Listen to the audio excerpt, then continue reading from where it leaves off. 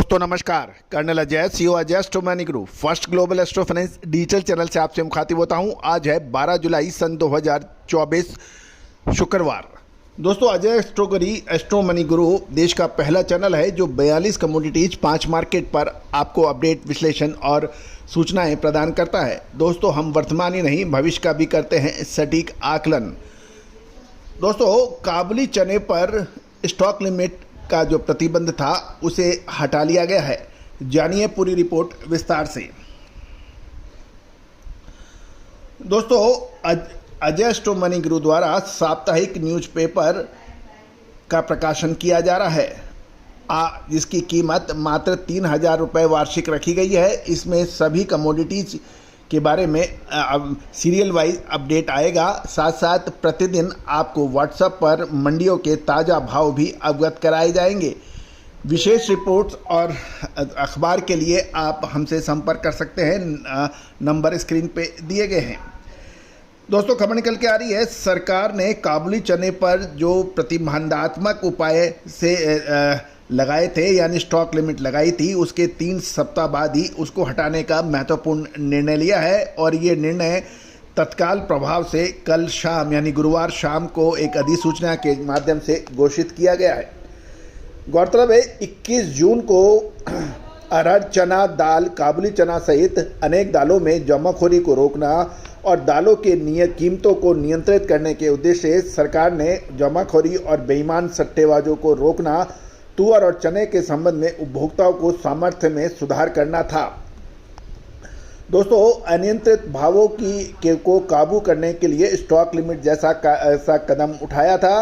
साथ साथ लाइसेंसिंग आवश्यकता और स्टॉक सीमाएं और संचालन प्रतिबंधों को हटाना का आदेश 2024 शीर्षक वाले 21 जून के आदेश में काबुली चना सहित तुअर, चना और कुछ दालों के ऊपर स्टॉक लिमिट निर्धारित की गई थी जो कि 30 सितंबर सन 2024 तक लागू थी, यानी 21 जून से 30 सितंबर के बीच। और 30 सितंबर के बीच में संभवतः इसलिए किया गया था क्योंकि उसके बाद खरीफ की दालों की फसलें बाज़ारों में आ जाएगी और इस बार दालों के ऊंचे भाव को देखते हुए शानदार बिजाई के बीच समाचार मिल रहे हैं और उत्पादन अधिक होने की उम्मीद लगाई जा रही है। दूसरी ओर ऑस्ट्रेलिया में भी देसी चने का जो उत्पादन है वो लगभग 133% बढ़ने की उम्मीद लगाई जा रही है। अमूमन ऑस्ट्रेलिया में 5 लाख टन चने का उत्पादन होता है जो इस बार बढ़कर 11 लाख टन तक होने की उम्मीद लगाई जा रही है। और ऑस्ट्रेलियन चने की अवेलेबिलिटी अक्टूबर 2024 में आने की उम्मीद भी लगाई जाती है। इसको देखते हुए 30 सितंबर सन 2024 तक दालों पर स्टॉक लिमिट लगाई गई थी। इसमें थोक विक्रेताओं को 200 टन तक रखने की इजाज़त दी गई थी, रिटेलर्स को लगभग 5 टन और बड़ी रिटेल श्रृंखलाओं को डिपो में 200 टन की अनुमति थी। मिलर्स को उत्पादन के अंतिम 3 महीने या उसकी एनुअल कैपेसिटी का 25% जो भी अधिक हो उस तक सीमित किया गया था। आयातकों को भी, जो दालों के इंपोर्टर्स थे, उनको भी ड्यूटी पेड की जो निकासी तारीख थी 45 दिनों तक ही माल रखने की इजाज़त थी, यानी इंपोर्टेड दालों का स्टॉक भी 45 दिन तक ही रख सकते थे, उससे पहले इसको बेचना आवश्यक होता। ये प्रतिबंधात्मक कारगर कदम उठाए गए थे।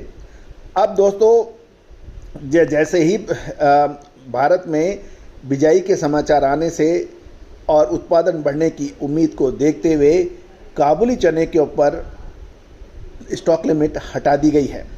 गौरतलब है कि चने के अंदर तो तेज़ी थी, लेकिन काबुली चने का उत्पादन अधिक होने से चने के मुकाबले काबुली चने के अंदर तेज़ी नहीं आ पाई थी। तो ये सरकार का एक स्वागत योग्य कदम है कि काबुली चने पर कल गुरुवार से ही यानी 11 जुलाई से स्टॉक लिमिट का जो प्रतिबंध था वो हटा दिया गया है। दोस्तों उम्मीद है कि सभी जानकारियां आपको अच्छी लगती होंगी।